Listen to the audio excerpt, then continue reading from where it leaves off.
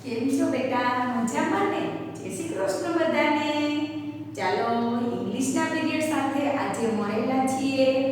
શું લેવાના છીએ એ કહીએ. બરાબર છે? તમારું ધોરણ 2 આજનો વિષય ઇંગ્લિશ એની અંદર આપણે આજે કક્કો જે છે એ ભણવાના છીએ. એમાં કીવાર. ઓકે, હવે તમને સાદો કક્કો કા વાળો એ બધું આપણે કરી રહ્યા છીએ અને રસોઈ કી વાળો તો હવે આજે મેં તમને બોર્ડમાં લખી દીર્ઘઈ કી વાળો કક્કો બતાવ્યો છે તો એ તમારે શીખવાનો થશે. બરાબર છે બેટા? તો ચાલો મારી જોડે તૈયાર અને આપણે આ કરીએ. હવે તમને હું કક્કા વિશે પહેલા માહિતી આપું છું. એ જુઓ કે પહેલા આપણે સાદો કક્કો જે શીખ્યા હતા, સાદો ખાલી કોનો તો કે એ, પછી કા વાળો તો કાનો કે ડબલ એ, પછી આ કી વાળો અમે તમને શીખડાવી દીધો છે તો એનો એ કી વાળાનો કી તો કે આઈ. હવે આવે છે આ કી. કયો કી આવે છે? આ. તો એનું શું થાય? કે ડબલ ઈ. બાકી બધામાં હવે આ કક્કા વિશે તમને સમજાવું. કુલ 12 કક્કા 1 2 3 અને 4 ફિનિશ થશે. પાંચમો કક્કો આવશે ત્યારે આપણે પાંચમા કક્કાનું શીખશું. અત્યારે આ કક્કાનું આપણે શીખવાનું છે દીર્ઘઈ કી વાળો. કયો કી વાળો? દીર્ઘઈ કી વાળો. તો દીર્ઘઈ કી વાળો કક્કો કઈ રીતે બોલવાનું થશે, એની પાછળ શું લાગશે એ આપણે અત્યારે સમજીએ છીએ. કે સાદામાં ખાલી એ લાગેલો, ડબલ એ, આઈ અને ડબલ ઈ લાગશે. સમજાય છે? તો હવે ઈ કક્કાને આપણે બોલશું.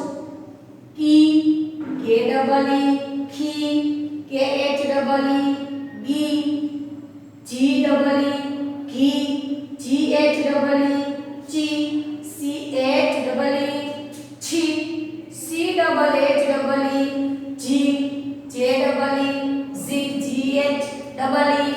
નીચેની લાઈનમાં આવશું ડબલ ઈ ભૂલવાનું નથી. ઓલા કક્કાની અંદર જે રસોઈ વાળામાં આઈ બોલતા હતા, આમાં ડબલ ઈ. કક્કાના વર્ડ્સ તો જે તમે ABCD માં આલ્ફાબેટ પ્રમાણે પાકા કરેલા છે એ તો આવડે જ છે. ધોરણ 1 થી શીખી ગયા છો. ટી, ટી ડબલ ઈ, ઠી, ટી એચ ડબલ ઈ, ડી, ડી ડબલ ઈ, ધી, ડી એચ ડબલ ઈ, હણી, એન ડબલ ઈ, તી, ટી ડબલ ઈ, થી, ટી એચ ડબલ ઈ, ડી, ડી ડબલ ઈ. હવે ધી, ડી એચ ડબલ ઈ, ની, એન ડબલ ઈ, પી, પી ડબલ ઈ, થી, પી એચ ડબલ ઈ, બી, બી ડબલ ઈ, ભી, બી એચ ડબલ ઈ, મી, એમ ડબલ ઈ, ઈ, વાય ડબલ ઈ. છેલ્લે શું છે? રી. હીરો છે ને? રી, રી.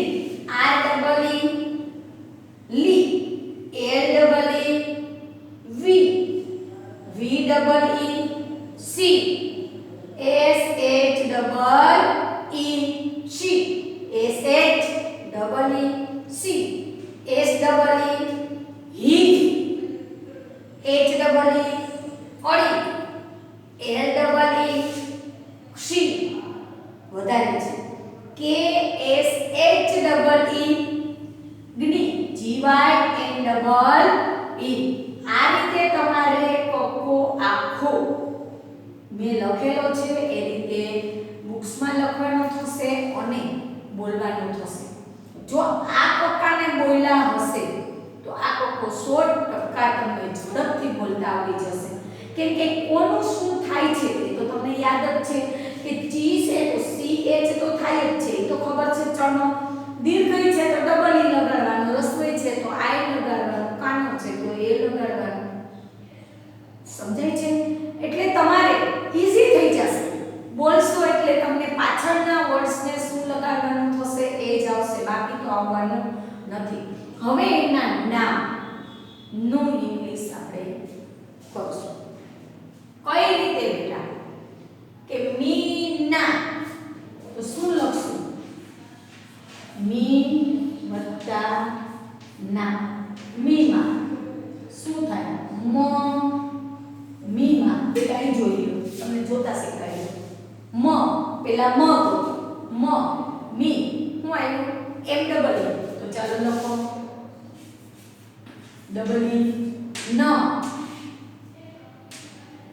એન એ પાહે લીટો છે એટલે એ તમને આગલા બધા લેક્ચરમાં હું આ બોલું છું જેની પાછળ કોઈ ન હોય તો કથી જ્ઞ સુધીના અક્ષર ગમે ત્યાં આવશે નામમાં તો એ નહીં લાગે અને હશે તો એનો વર્ષ લાગશે શું છે તો કે લીટો તો એ લાગ્યો ક્યારેક આવી રીતના દીર્ઘઈ હોય તો ડબલ ઈ લાગે ક્યારેક આવી રીતના હોય તો આઈ લાગે પછી રસવાવાળુંથી પાછું હું તમને કરાવીશ એટલે તમે ગોટે ન ચડો બરાબર ગોટાને લીટો છે તો લીટામાં આપણે શું લગાવ્યું બેટા એ ચાલો એને આપણે સાચું નામ કરીને લખીએ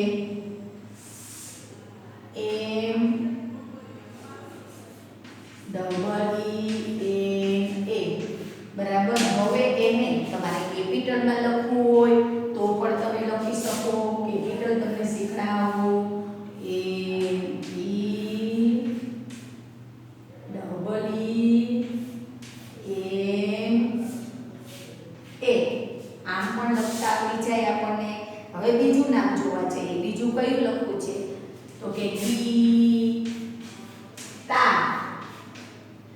ગી વત્તા તા ગીનું બોલો શું થશે તો ગનો તો ખબર જ છે આપણને શું થાય તો કે જી આ બાજુ છે તો આ પક્કામાં શું ચાલે છે તો કે ડબલ ઈ તો ચાલુ મૂકી દો ડબલ ઈ તરનો શું થાય તો ઈ તો આપણને ખબર છે ટી તો પાસે લીટો હોય તો પાસે લીટાવાળો પક્કો આવે તો શું લાગે એ થઈ ગયું હવે આને બનાવો જી ડબલ ઈ ટી એ આ બની ગયું હવે એને ગુજરાતીમાં જેમ તમે ગીતા બોલો એમ એને પહેલી એબીસીડી માં બીજી એબીસીડી માં કેમ લખાય એ પણ તમને સાથે શીખડાવતી જાઉં છું આ બીજી એબીસીડી માં લખો હવે આપણે પહેલી એબીસીડી માં લખીએ જી ડબલ ઈ ટી એ ગીતા થઈ ગયું કયો નામ બોલ્યા ગીતા હવે નવું નામ લખીએ ભારતી તો ભા વત્તા ર વત્તા તી થઈ ગયું હવે ભાનું શું થાય તો કે બી એચ એ રનું શું થાય આર એ તનું શું થાય ટી એ હવે આને લાઈનમાં ગોઠવીને લખવું છે તો હવે આવડી જાય B H A R A T A હવે એને આપણે કેપિટલમાં પણ લખી બતાવીએ બી એચ એ આર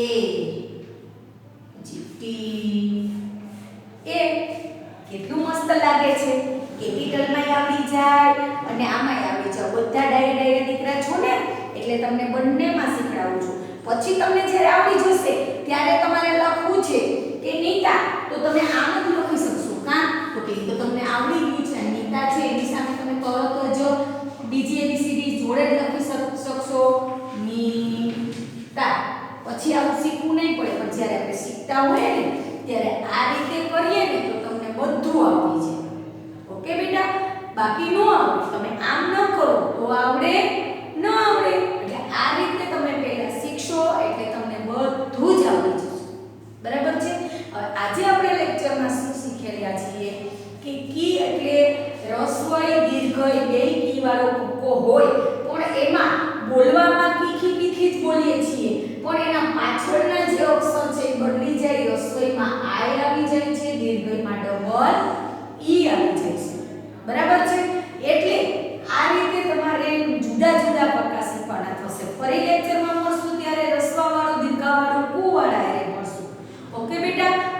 આજે તમને આજના લેક્ચરની અંદર આ કી વાળા કક્કાના અક્ષર 4 કક્કા શીખેલા છે અને ઇંગ્લિશ કેમ કરવા આટલું શીખડાયું છે. હવે આ બધું તમારે શું કરવાનું છે, જ્યારે તમને કહેવામાં અહીંથી આવે ત્યારે તમારી 4 લાઈનની બુકમાં લખવાનું છે અને ઈ 4 લાઈનમાં લખાઈ જાય પછી મૂકી દેવાનું નથી, એને પાકું કરવાનું છે. ઓકે, પાકો કરશો એટલે બધું આખી એબીસીડી ના જે અક્ષરના જે તમારે કક્કાના વર્ડ્સ થાય છે એ તમને પાકા થઈ જશે. ઈ આવડશે એટલે 12 અક્ષરી પણ ગુજરાતીમાં આવે એમ જ ઇંગ્લિશમાં આવે. તો એ આવડશે પછી તમને બધું this that is your my બધું તમને વાંચતા લખતા આવડી જાય. પણ પહેલા બેઝિક તમારે કક્કો પાકો કરવાનો થશે. 12 અક્ષર કક્કાના પાકા થઈ જાય. 12 કક્કા એટલે તમને 12 અક્ષરી આવે. ઈ થાય પછી તમને બધું આવે સાથે 1 થી 50 સુધી આગળ બધું કરવાનું થશે. ઇંગ્લિશમાં રીતે હોય, ગુજરાતીમાં હોય. તો ચાલો બેટા આ લખી લ્યો, પાકો